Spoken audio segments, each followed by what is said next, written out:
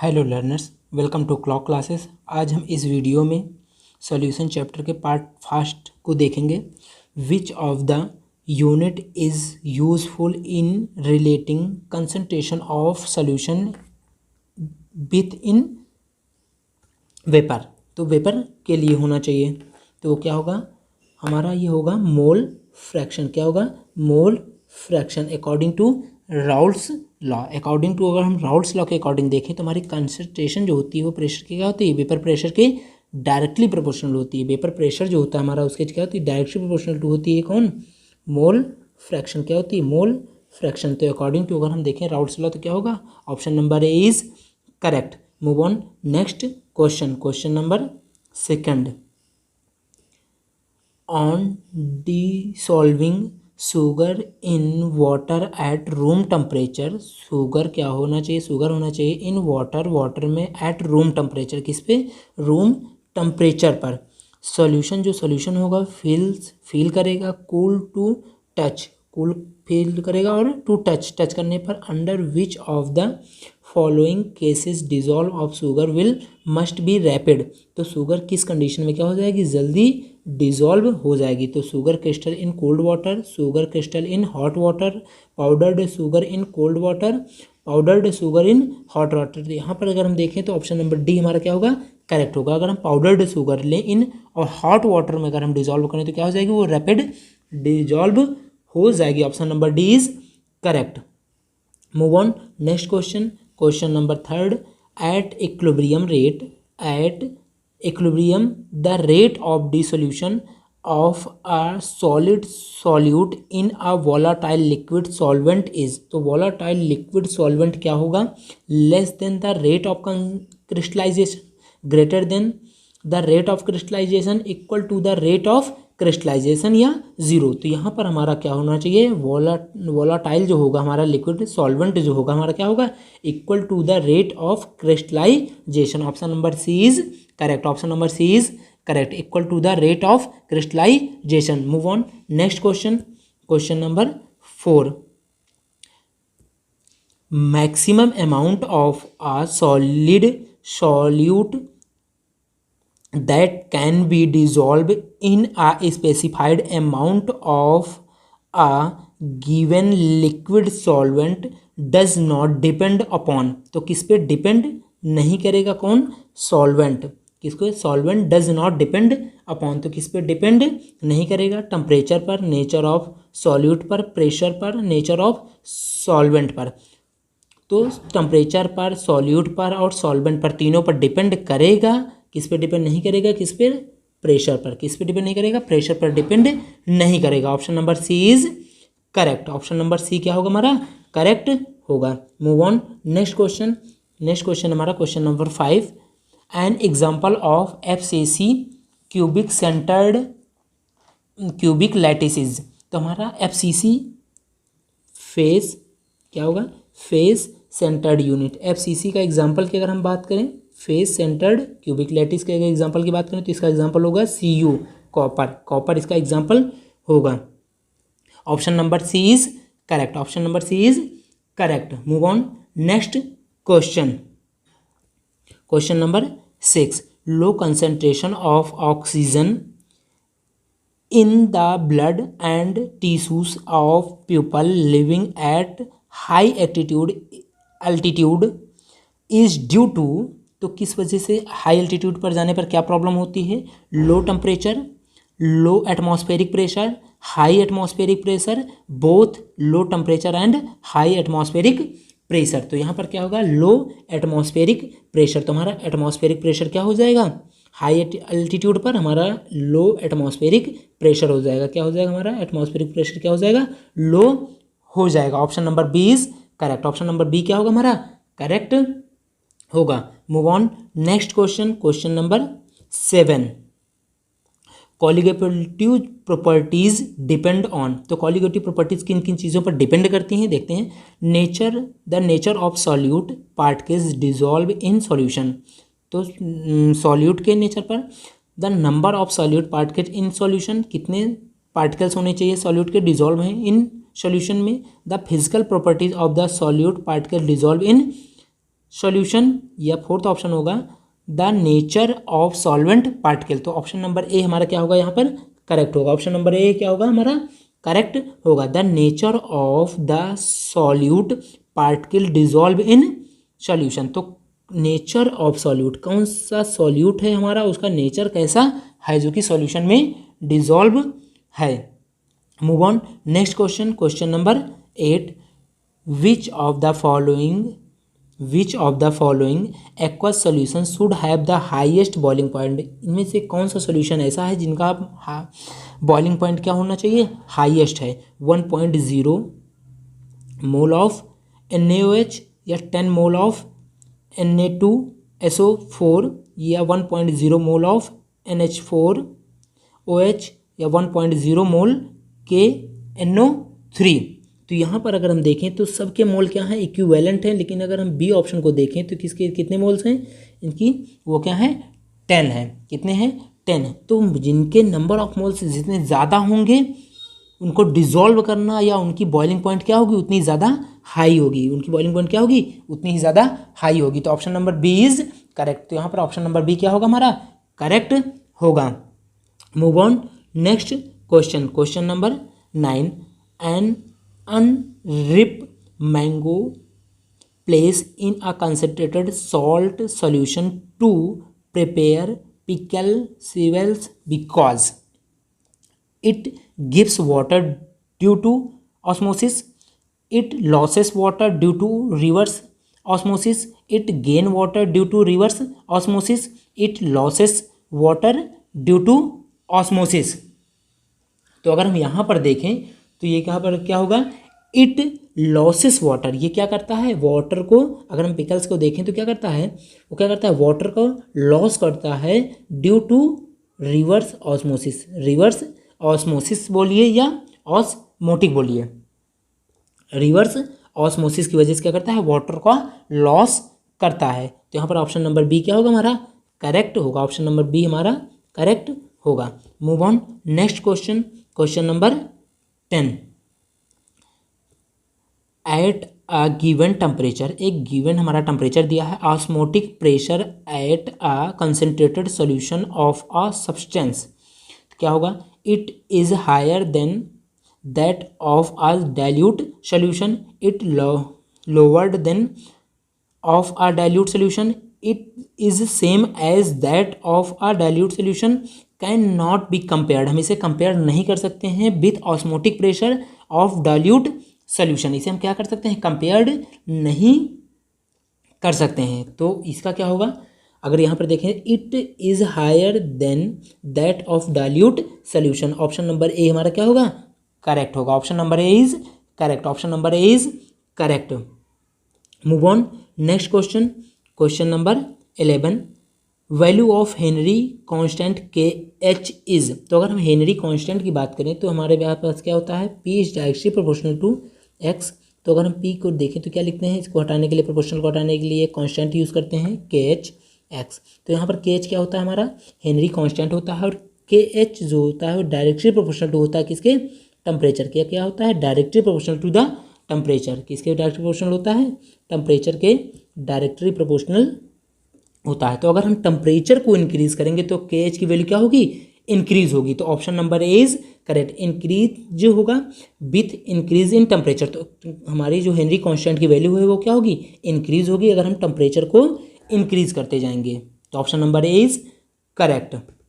Move on next question, the value of Henry constant K H is. तो Henry जो constant है K H है उसकी value होगी क्या होगी, greater of gases with highest solubility, greater for gases with lower solubility, constant for all gases, not related to the solubility of gases. तो यहाँ पर होगा ऑप्शन नंबर बी हमारा करेक्ट होगा। ग्रेटर होगी फॉर गैसेस के लिए with lower solubility, lower solubility के लिए हमारी गैसेस के लिए ग्रेटर होगी। Option number B is correct. Move on next question, question number 13, isotonic solution must have the same. तो आइसोटोनिक जो सोल्यूशन होते हैं वो क्या होने चाहिए, सेम होते हैं। आइसोटोनिक जो सोल्यूशन होते हैं उनकी जो वैल्यू होनी चाहिए वो क्या होनी चाहिए, सेम होनी चाहिए। किसके लिए, सॉल्यूट के लिए, एलिवेशन ऑफ बॉइलिंग पॉइंट के लिए, डेंसिटी के लिए और डिप्रेशन ऑफ फ्रीजिंग पॉइंट के लिए। तो यहाँ पर हमारे पास दो ऑप्शन सही हैं। यहाँ पर क्या है, दो ऑप्शंस सही हैं। सबसे पहला ऑप्शन है एलिवेशन ऑफ बॉइलिंग पॉइंट के लिए सेम होती है और डिफ्रीजन ऑफ फ्रीजिंग पॉइंट। तो यहाँ पर option number B and D, option number B and D हम क्या कर सकते हैं, B and D both, B and D both. तो एलिवेशन ऑफ बॉइलिंग पॉइंट या डिप्रेशन ऑफ फ्रीजिंग पॉइंट दोनों के लिए सही होगा। इनके दोनों के लिए वैल्यू हमारी क्या होती है, सेम होती है। Move on next question, question number 14, an isotonic solution. An in isotonic solution, अगर हम आइसोटोनिक सोल्यूशन की अगर बात करें तो solute and solvent both are same. यहाँ पर फिर बात कर रहा है कि किसके लिए सेम होगी, तो सॉल्यूट और सॉल्वेंट दोनों के लिए सेम होगी। ऑस्मोटिक प्रेशर जो होगा हमारा वो सेम होगा। या हमारा थर्ड ऑप्शन है सॉल्यूट एंड सॉल्वेंट में और may not be same, same हो भी सकते हैं या नहीं भी हो सकता है सॉल्यूट और सॉल्वेंट के लिए। Solute is always same, solvent में बी डिफरेंट। सॉल्यूट हमारा सेम होगा या सॉल्वेंट डिफरेंट हो सकता है। तो यहाँ पर हमारे दो ऑप्शन सही होंगे, ऑप्शन नंबर बी और सी। ऑप्शन नंबर बी और सी क्या होंगे, सेम होंगे। Osmotic pressure is same and solute and solvent में और मे नॉट बी सेम। तो यहाँ पर क्या होगा, B and C both option क्या होंगे, करेक्ट होंगे। बी और सी बोथ ऑप्शन क्या होंगे, करेक्ट होंगे। Move on next question, next question हमारा question number 15, colligative properties are observed when. तो कॉलिगेटिव प्रॉपर्टी को क्या किया जाता है, ऑब्जर्व्ड किया जाता है। आर ऑब्जर्व्ड व्हेन, कब ऑब्जर्व्ड किया जाता है कॉलिगेटिव प्रॉपर्टी को, a non volatile solid is dissolved in a volatile liquid. अगर हम किसी नॉन वोलाटाइल सॉलिड को किस में डिजॉल्व कर दें, वोलाटाइल लिक्विड में। या दूसरा ऑप्शन सही होगा हमारा, अ non volatile liquid is dissolved in an other volatile liquid. A gas is dissolved in non volatile liquid, a volatile liquid is dissolved in another volatile liquid. तो option number ए और B यहाँ पर क्या होंगे, सही होंगे। ऑप्शन नंबर ए और B क्या होंगे, सही होंगे बोथ। कौन कौन से option, option number A and option number B both are correct. Move on next question, next question हमारा क्वेश्चन नंबर 16, ब्रास इन। तो ब्रास क्या होता है, सॉलिड सोल्यूशन होता है, लिक्विड सोल्यूशन होता है, गैस सोल्यूशन होता है, ऑल ऑफ दिस। तो हमारा ब्रास कैसा हो सकता है, ब्रास हमारा होता है एक सॉलिड सोल्यूशन। क्या होता है, सॉलिड सोल्यूशन होता है। Move on next question, question number 17, 200 ml of water, 200 ml of water is added to, 200 ml of water add किया जाता है 500 ml of 0.2 m molarity of solution. What is the molarity of the dilute solution. तो हम molarity का formula लगा के value को put करके हम फाइंड कर लेंगे। तो इसके लिए हमारा आंसर आ जाएगा 0.1423, 0.1423 मोलरिटी के लिए हम फार्मूला नोट करेंगे और उसके लिए हम सॉल्व कर लेंगे। Move on next question, next question हमारा question number 18, in which mode of expression of concentration of solution remains depend of temperature. किस पे डिपेंड करता है, डिपेंड ऑफ टेम्परेचर। किस पे डिपेंड करता है, टेम्परेचर पर। मोलारिटी के लिए, नॉर्मेलिटी के लिए, फॉर्मेलिटी के लिए या मोलालिटी के लिए, किसके लिए, फॉर मोलालिटी के लिए। तो हमारा यहाँ पर होगा option number D is correct. Molality के लिए इंडिपेंडेंट ऑफ टेम्परेचर होता है। Move on next question, question number 19 question हमारा, increasing the temperature of a aqua solution will cause. तो अगर हम टेम्परेचर को इंक्रीज करें ऑफ एक्वा सोल्यूशन के लिए तो हमारे पास क्या चेंजमेंट देखने को मिलेगा? Decrease in molarity, decrease in molarity, decrease in mole fraction या decrease in percentage mass. Okay, तो यहाँ पर क्या होगा, हमारी क्या चीज़ डिक्रीज होगी? Decrease in molarity. तो हमारी मोलारिटी जो होगी क्या होगी? डिक्रीज होगी। जब क्या करेंगे? टेम्परेचर को हम इंक्रीज करेंगे ऑफ आ एक्वस सोल्यूशन। किसी एक्वस सोल्यूशन में अगर हम उसका टेम्परेचर को इंक्रीज करेंगे तो मोलारिटी क्या होगी? हमारी डिक्रीज होगी। Option number B is correct. Move on next question, question number 20। Which one of the following gases has the lowest value of Henry is law constant?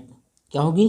Henry law constant के लिए होगी। तो क्या होगी यहाँ पर? N2He H2CO2। तो यहाँ पर ऑप्शन नंबर डी क्या होगा हमारा? करेक्ट होगा। Lowest value of Henry constant तो किसके लिए है? गैस के लिए। हमारे पास जो CO2 कार्बन डाइऑक्साइड है उसके लिए क्या होगी हमारे पास? लोवेस्ट वैल्यू होगी हेनरी कांस्टेंट के लिए। Move on next question, question number 21। An aqueous solution of ethanol. Ethanol क्या है हमारा? एक्वस सोल्यूशन में है in water, water has vapour pressure. तो उसका वेपर प्रेशर क्या होगा? तो क्या होना चाहिए? Equal to that of water, equal to that of methanol, more than that of water या less than that of water. तो यहाँ पर होगा option number C is correct. More than that of water क्या होगा? More than that of water. Water से हमारा vapour pressure ज़्यादा होगा। किसका? एथेनॉल का। एथेनॉल का वेपर प्रेशर क्या होगा? ज़्यादा होगा। किसके कंपेयर में? वाटर के कंपेयर में। Move on. तो ऑप्शन यहाँ पर हमारे पास ऑप्शन नंबर 3 क्या होगा? करेक्ट होगा। Move on next question, question number 22। The system that forms maximum boiling azeotrope is. तो क्या होगा? मैक्सिमम शो करेगा। तो मैक्सिमम कौन सा शो करेगा? यहाँ पर हम देखते हैं 22। एसीटोन और क्लोरोफॉर्म। एसीटोन मैक्सिमम कौन सा शो करेगा? Boiling azeotrope. तो हमारा यहाँ पर एसीटोन क्लोरोफॉर्म्स होगा। एसीटोन क्लोरोफॉर्म हमारा मैक्सिमम शो करेगा। क्या शो करेगा? मैक्सिमम शो करेगा। Option number C is correct. Option number C is correct. Move on next question, question number 23। Camphor is often used in molecular mass determination because क्या होगा? Determination because it is, यहाँ पर 2 bar is हो गया है, एक बार काट दीजिए आप। It is readily available. ये क्या है? अवेलेबल होता है। It has a very high cryoscopic constant. It is volatile होगा। It is solvent for organic substance. ये क्या होगा? कांस्टेंट होगा। किसके लिए? ऑर्गेनिक सब्सटेंस के लिए। तो इट इज़ ऑप्शन नंबर हमारे पास यहाँ पर क्या सही होगा? ऑप्शन नंबर बी हमारा करेक्ट होगा। It has a very high क्रॉसोप।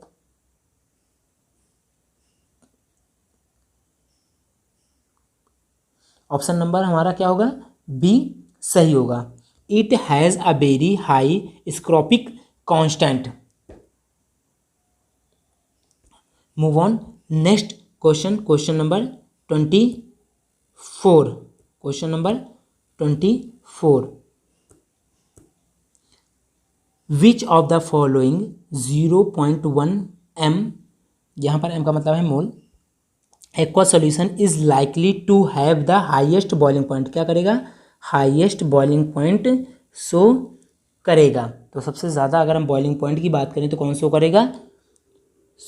Sodium sulphate. कौन शो करेगा? सोडियम सल्फेट यहाँ पर सबसे ज़्यादा शो करेगा। Move on next question, question number 25।